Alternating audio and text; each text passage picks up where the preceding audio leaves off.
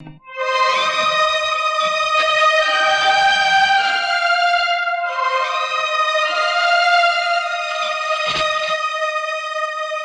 ദിക്കിൽ നിന്നൊക്കെ ഓരോരുത്തർ അന്വേഷിച്ച് വന്നിട്ട് വഴി അറിയാണ്ട് വിഷമിക്കേ. ആ വിഷമം അങ്ങനെ തീർന്നോട്ടെ. എന്തേ മേലെടുത്തതും കൂടെ എഴുതായിരുന്നു നായരെ. ശരിയാ, പറ്റിപ്പോയി. സാരല്ല, കൊല്ലം ഒന്നുകൂടെ കഴിഞ്ഞോട്ടെ. അവൻ സ്വന്തമായിട്ട് കേസെടുത്ത് തുടങ്ങും. അപ്പൊ എന്തായാലും വലിയൊരു ബോർഡ് വെക്കണല്ലോ, അതിലെഴുതാൻ മേലെടുത്തു. എന്തേ സ്വന്തം കാലിൽ നിൽക്കാനുള്ള ത്രാണിയായിട്ട് നിന്നാ മതി. മനുഷ്യന്മാരെ ജീവന്റെ കാര്യ വാക്കൊന്ന് വയച്ചാ മതി, സൈറ്റിൽ കൊലക്കരുതി. അത് ശരിയാ. എന്താ അത് ശരി? നിങ്ങളൊക്കെ എന്താ കരുതി എന്റെ അനിയനെ പറ്റി? ഏലത്തേക്കാ 5-8 മാസല്ലേ ആയുള്ളൂ. കോടതിയിൽ ജഡ്ജിയുടെ മുഖത്ത് നോക്കി മൂപ്പര ചില കാറ്റ് കേൾക്കേണ്ടതാ. എന്റെ അനിയനായതുകൊണ്ട് പറയണതല്ല. എന്നാൾ ഞാൻ കണ്ട് കണ്ണുപിടിച്ചു. വലിയ ഏതോ കേസിന്റെ വാദം നടക്കുക. എതിർഭാഗത്ത് നമ്മുടെ ഗോവിന്ദയ്യര് കാട്ടൊക്കെ പറക്കണ പോലെ ഇംഗ്ലീഷ് കാച്ചനെ. വിജയൻ എഴുന്നേറ്റ് നിന്നിട്ട് ഒരൊറ്റ വാക്ക, ഐ ഒബ്ജക്ട് ഓണർന്ന്. ഗോവിന്ദയ്യര് പിന്നെ പിടിക്കില്ല. ഇല്ല. രാമൻകുട്ടി പിന്നെ സ്വന്തം മോനപ്പൊലിയാ. ഇടയ്ക്കിടയ്ക്ക് വീട്ടിൽ വിളിച്ചോണ്ട് പോകും, ഊണ് കൊടുക്കും. പിന്നെ ചർച്ച തന്നെ ചർച്ച. അയാൾക്ക് വേറെ ഉണ്ടല്ലോ 5-6 ജൂനിയർമാര്.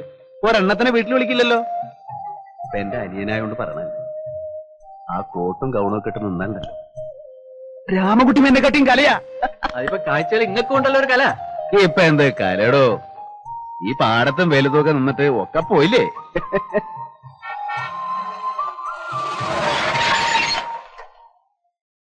ഈ വിജയകുമാരനാരുടെ വീട്? ആ ഇതന്നെ. ഈ വഴി നേരെ അങ്ങോട്ട് ചെല്ലണം മേലടത്തേക്കാ.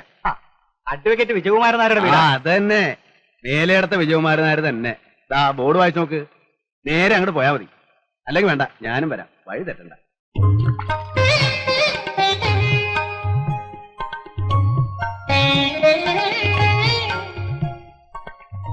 ഇന്നാ കൊടുക്കാനൊന്നും ഇല്ലേ?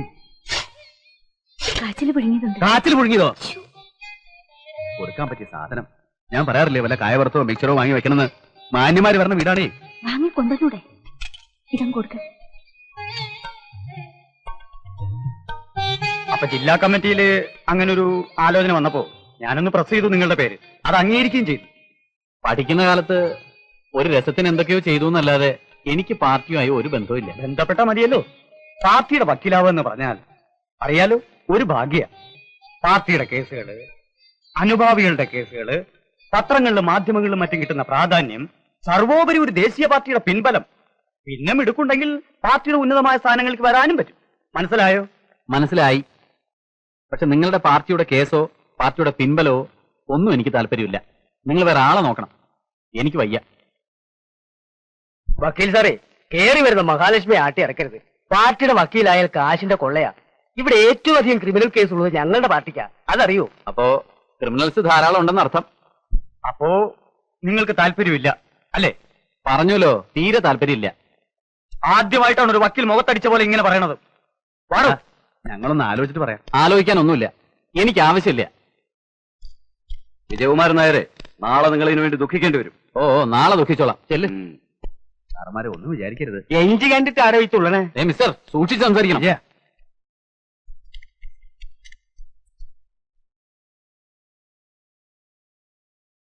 എന്താടാ? ഒന്നുമില്ല. എന്തിനാ അവര് വന്നത്? ഒന്നും ഇല്ലാന്ന് പറഞ്ഞില്ലേ. അവര് വലിയ നേതാക്കന്മാരാണമ്മേ. അവരൊരു ഉപകാരം ചെയ്യാൻ വന്നപ്പോ അവൻ അത് വേണ്ട. ഏട്ടൻ എന്തറിഞ്ഞിട്ടേ പറയണേ? പാർട്ടിക്കാരെ കുറെ കേസ് കിട്ടുന്നല്ലേ അവര് പറഞ്ഞത്. എന്ത് കേസ്? നക്കാപ്പിച്ച കേസ്. തുടക്കത്തിൽ തന്നെ കുറെ കേസ് കൈ കിട്ടാന്ന് വെച്ചാ ചില്ലറ കാര്യ. അതെ, എനിക്കത് ചില്ലറ കാര്യമാണ്. പാർട്ടിക്കാരുടെ പെറ്റി കേസുകൾ വാദിക്കുന്ന ഒരു മൂന്നാംകിട വക്കീലാവാനല്ല എനിക്കിഷ്ടം. തുടക്കത്തിൽ തന്നെ വലിയ വലിയ കക്ഷികളെ കൈ കിട്ടൂടാ. കിട്ടും. ഏട്ടൻ കണ്ടോളൂ. കണ്ടോമേ, അവന്റെ വർത്തമാനത്തിന്റെയും മുഖഭാവത്തിന്റെയും ഒരു കല. ഞാനൊന്ന് ഇരുത്തി നോക്കിയ ആ ചൂളണ ചെക്കന. ഇപ്പൊ മോത്തേക്ക് നോക്കുമ്പോ എനിക്കൊരു ബഹുമാനം.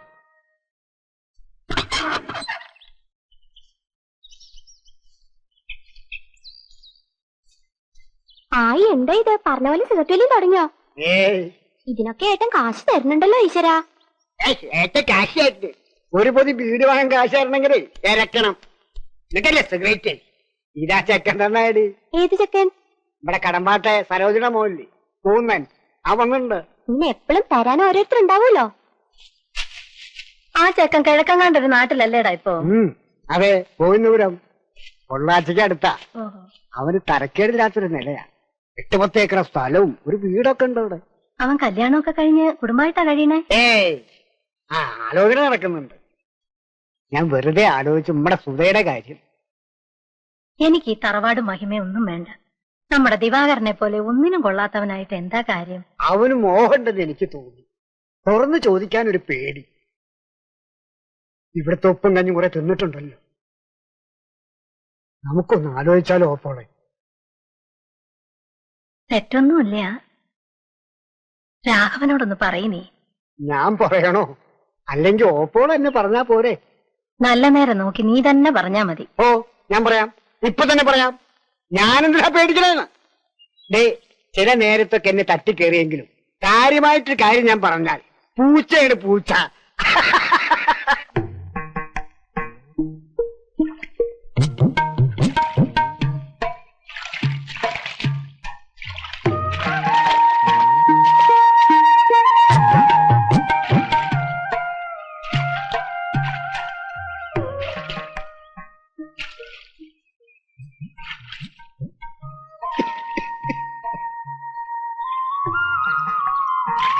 സർക്കിട്ടൊക്കെ കഴിഞ്ഞു ആവോ?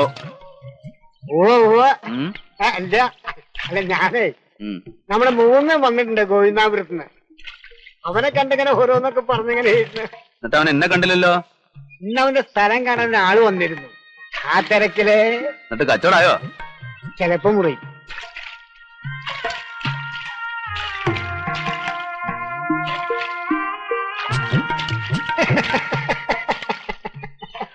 ഇതിനാ വിളിക്കണേ? എന്റെ അമ്മയുടെ ഓരോ വിഡ്ഢിത്തരങ്ങളെ. ഞാൻ മുകുന്ദന്റെ ഗോവിന്ദാപുരത്തെ കാര്യങ്ങളൊക്കെ പറഞ്ഞപ്പോഴേ എന്നോട് ചോദിക്കാനോ അപ്പോളേ ഞാൻ പറഞ്ഞു നീ അറിയണ്ട, അറിഞ്ഞാ ചിലപ്പോ ദേഷ്യപ്പെടുമെന്ന്. അതിന് എന്ത് ചോദിച്ചു എന്നായി പറയണേ? ഏയ് ഒന്നുമില്ല. നമ്മുടെ സുതയ്ക്ക് മുകുന്ദനെ ആലോചിച്ചാലോ ഒന്ന്. അല്ല ഞാനല്ല, ഓപ്പോളെ ചോദിച്ചാൽ വിഡ്ഢിത്തരം. അത് നമുക്കൊരു ആലോചനയായിട്ട് അങ്ങോട്ട് പോകാൻ പറ്റില്ലല്ലോ. ചെക്കനല്ലേ ആലോചനയായിട്ട് ഇങ്ങോട്ട് വരണ്ടേ? അല്ല, അത് നമ്മുടെ കുടുംബത്തിൽ കയറി വന്ന് പെണ്ണി ചോദിക്കാൻ അവനൊരു പേടിയുണ്ട്. എന്തിനാ പേടിക്കണേ? അവൻ അസൽ ആൺകുട്ടിയല്ലേ, മണ്ണറിയണവനല്ലേ. അവൻ ആരുടെ മുന്നിലും കയറി ചെന്ന് മുഖത്ത് നോക്കി ചോദിക്കാലോ. എങ്ങനത്?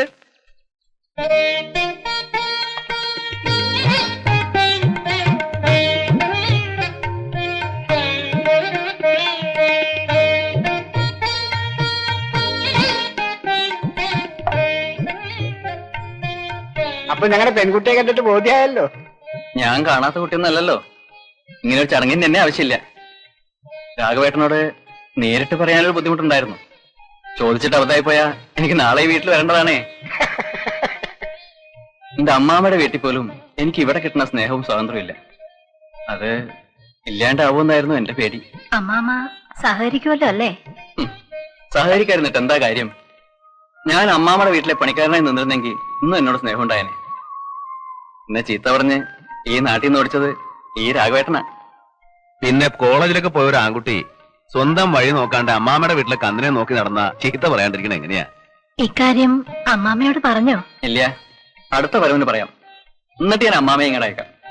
എല്ലാം അതിന്റെ ചിട്ടവളത്തിനായിക്കോട്ടെ. എന്നാ പോണേ? ഇന്ന് പോണം.